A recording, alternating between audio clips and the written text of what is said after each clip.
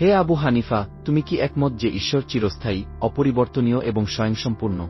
অবশ্যই, ঈশ্বর চিরস্থায়ী, তার কোনো পরিবর্তন ঘটে না, এবং তিনি কারো ওপর নির্ভরশীল নন। কুরআনে বলা হয়েছে, আল্লাহ তিনি ছাড়া কোনো উপাস্য নেই, তিনি চিরঞ্জীব, সর্বসমর্থ বা আল কাইয়ুম। সূরা আল বাকারা আয়াত 255। আল কাইয়ুম মানে যিনি নিজে চিরস্থায়ী ও অপরিবর্তনীয়, এবং যিনি সবকিছুকে ধারণ করেন। তাহলে বলো, যখন বিশ্ব অস্তিত্বে এলো, তখন কি এটি ঈশ্বরের ইচ্ছার ফলে ঘটেছে? নিশ্চয়ই, ঈশ্বর ইচ্ছা করলেন, আর বিশ্ব সৃষ্টি হল। অর্থাৎ, যখন তিনি চাননি, তখন বিশ্ব ছিল না, আর যখন তিনি চাইলেন, তখন বিশ্ব সৃষ্টি হল। হ্যাঁ, তাই তো হয়। কিন্তু না চাওয়া থেকে চাওয়া, এটি কি তার ইচ্ছায় কোনো পরিবর্তন নয়?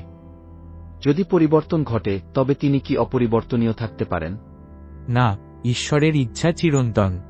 তাহলে কি তিনি চিরকালই বিশ্ব সৃষ্টি করতে চেয়েছিলেন? হ্যাঁ, তিনি চিরকালই চেয়েছিলেন। কিন্তু যদি তিনি চিরকালই চেয়ে থাকেন, তবে তো বিশ্বও চিরকাল থাকার কথা, তাই না? না, বিশ্ব চিরকাল ছিল না। ঈশ্বরের ইচ্ছায় যখন সে সময় এলো, তখন তিনি সৃষ্টি করলেন। তাহলে ওই সময় আসার আগে কি ঈশ্বর সৃষ্টি করতে পারতেন? তিনি সর্বশক্তিমান, তিনি যা চান তাই করতে পারেন। তাহলে তিনি চেয়েছিলেন সৃষ্টি করবেন, কিন্তু করেননি?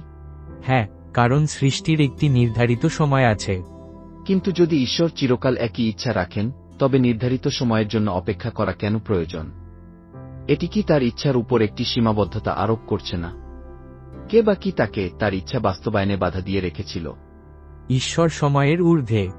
যদি সময়ের অনুপস্থিতিতে মহাবিশ্বের অস্তিত্বের সম্ভাবনা ও বাস্তবায়ন, এই দুই বিপরীত অবস্থার পেছনে একই ইচ্ছা থাকে, তাহলে সম্ভাবনার জন্য ঈশ্বরের ইচ্ছা এবং বাস্তবায়নের জন্য ঈশ্বরের ইচ্ছা একই সাথে অবস্থান করার কথা। কিন্তু সম্ভাবনা ও বাস্তবায়ন তো পরস্পরের বিপরীত। তাহলে এটি কি স্ববিরোধিতা নিষিদ্ধ হওয়ার নিয়ম বা লজ অব নন কন্ট্রাডিকশন লঙ্ঘন করে না? তুমি বলতে চাচ্ছ, যদি ঈশ্বরের একই ইচ্ছা সময়ের অনুপস্থিতিতে একই সাথে সম্ভাবনা ও বাস্তবায়ন অবস্থায় বিদ্যমান থাকে, তাহলে তার মধ্যে স্ববিরোধিতা তৈরি হয়? ঠিক তাই। কারণ সম্ভাবনা মানে কিছু এখনো ঘটেনি, আর বাস্তবায়ন মানে তা ইতোমধ্যে ঘটেছে।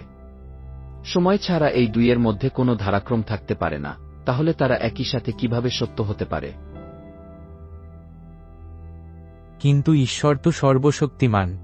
শক্তি যুক্তির সীমা ভেঙে ফেলতে পারে না। এমন কিছু কি সম্ভব, যা একই সাথে সত্য ও মিথ্যা? আমি তোমার কথা পুরোপুরি গ্রহণ করতে পারছি না, কিন্তু এটি পুরোপুরি খণ্ডনও করতে পারছি না।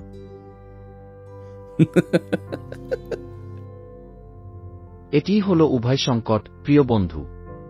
যদি ঈশ্বরের বিশ্ব সৃষ্টি করার ইচ্ছা চিরন্তন হয়, তবে বিশ্বকেও চিরন্তন হতে হয়, যা ইসলামী বিশ্বাসের বিপরীত।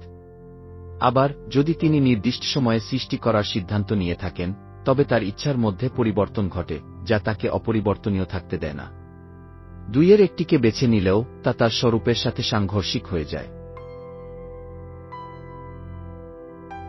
তুমি বসে বসে ভাবতে থাকো বন্ধু, আমি চললাম।